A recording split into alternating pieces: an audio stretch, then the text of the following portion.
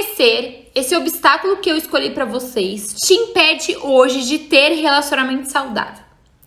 Quando a gente não se conhece, quando a gente não sabe o que a gente realmente gosta de fazer, quando a gente não sabe quais são os nossos valores, quando a gente não sabe quais são os nossos hobbies, quando a gente não sabe quais são as nossas qualidades, quais são, né, os nossos defeitos, os pontos que a gente precisa melhorar, quando a gente acaba não olhando realmente para nós, o que acontece?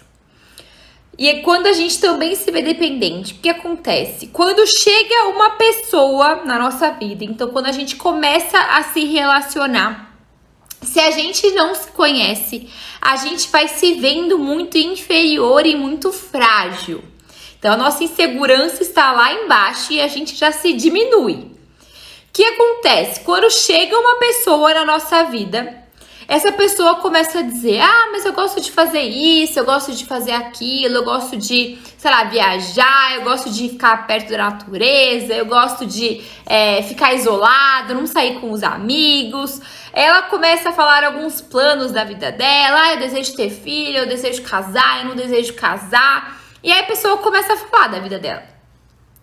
Quando a gente não se conhece, o que acontece?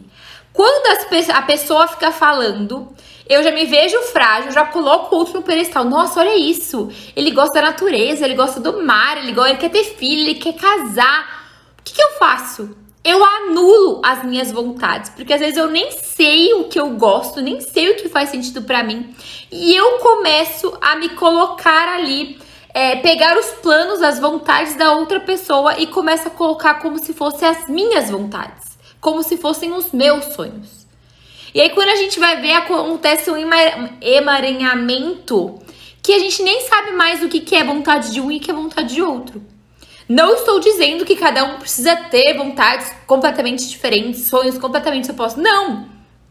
Mas você se anula e você nem sabe mais e fica mais difícil ainda de você se conhecer. Então eu estou aqui para te mostrar, por mais que hoje você esteja num relacionamento, a ideia não é te fazer terminar, pelo contrário.